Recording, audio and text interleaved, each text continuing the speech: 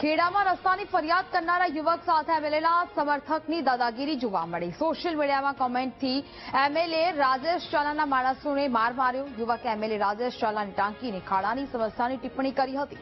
3 જુલાઈએ રાજેશ ચાલાએ માણસો મોકલી માર માર્યાનો આક્ષેપ હતો। હુમલા પછી પોલીસ ફરિયાદ ન નોંધતી હોવાનો પીડિતનો આરોપ છે। એફઆઈઆરમાં એમએલએ રાજેશ ચાલાનું નામ લખવાનું કહેતા પોલીસે ફરિયાદ ન નોંધ્યાનો દાવો છે। પોલીસે ફરિયાદ ન નોંધતા યુવકે હાઈકોર્ટના દ્વાર ખટખડાવ્યા હતા। હાઈકોર્ટે 4 અઠવાડિયામાં ફરિયાદ નોંધવા પોલીસને આદેશ કર્યો હતો। હાઈકોર્ટની સમયમર્યાદા પૂર્ણ થવા છતાં પોલીસે ફરિયાદ ન નોંધતા સવાલ ઉઠ્યો છે। નડિયાદ એસપીની રજૂઆત છતાં પોલીસ ફરિયાદ ન નોંધતી હોવાનો દાવો છે। આંત્રોલીના નિકુંજ પટેલ નામના યુવકે રાજેશ ચાલા સામે ટિપ્પણી કરી હતી।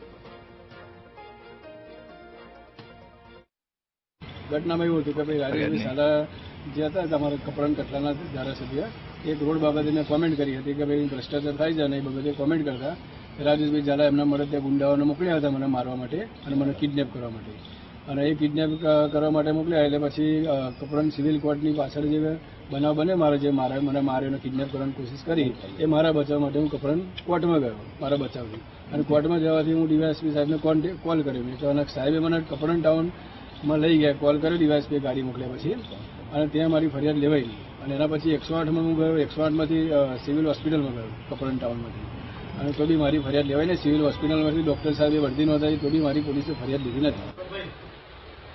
સંવાદદાતા વિનોદ ફોનલાઈન પર જોડાયા છે। વિનોદ, ખેડામાં રસ્તાની ફરિયાદ કરનાર યુવક સાથે એમએલએના સમર્થકોની જે દાદાગીરીનો મામલો સામે આવ્યો હતો, હજી સુધી કોઈ પોલીસ ફરિયાદ નથી નોંધાઈ, શું અપડેટ?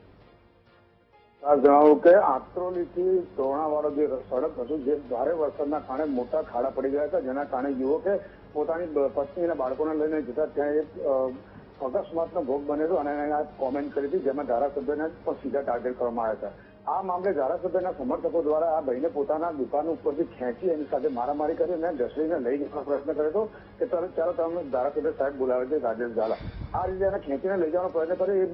ઇન બિટવીન ટાઈમ છોકરાએ પોતાની જાતને બચાવવા માટે કપડવંજ કોર્ટની અંદર પહોંચી ગયો હતો જ્યાં આગળ ડીવાયએસપી કપડવંજને ફોન કરતા ડીવાયએસપી કપડવંજે તેમને ત્યાંથી બચાવવા માટે પોલીસની ગાડી મોકલેલી।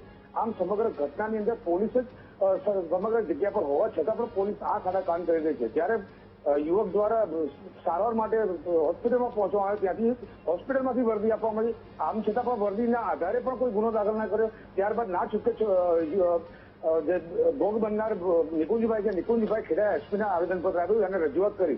ખેડા એસપીએ જે વખતે રાજેશ ગઢિયા અહીંયા ખેડા જિલ્લા એસપી હતા એમણે હૈયાધારણા આપી અને પોલીસે એમાં ફરજ મોકલ્યા હતા। ધક્કા ઉપર ધક્કા ઉપર ધક્કા આખરે કંટાળીને યુવકે હાઈકોર્ટનું શરણ લીધું અને હાઈકોર્ટ દ્વારા એક ઓર્ડર કરવામાં આવ્યો છે 4 અઠવાડિયાની અંદર જો આ યુવક વિરુદ્ધમાં જો કોઈ ગુનો દાખલ ફરિયાદ બનતી હોય તો દાખલ કરો અને યુવકને જણાવી દો કે આ ફરિયાદ બને છે કે નહીં। આમ છતાં પણ હાઈકોર્ટનું ડાયરેક્શન હોવા છતાં પણ ખેડા જિલ્લા પોલીસે કોઈ પણ પ્રકારની કાર્યવાહી કરીને અને જ્યારે યુવક આ પોલીસ મથકની અંદર ફરિયાદ કરવા માટે ગયો ત્યારે તેને એન કેન પ્રકારે ત્યાંથી ધક્કો મારી અને પરત કરવામાં આવ્યો તો તમારે ધારાસભ્યનું નામ લીધા સિવાય જો ફરિયાદ કરી તો તમને છૂટ છે।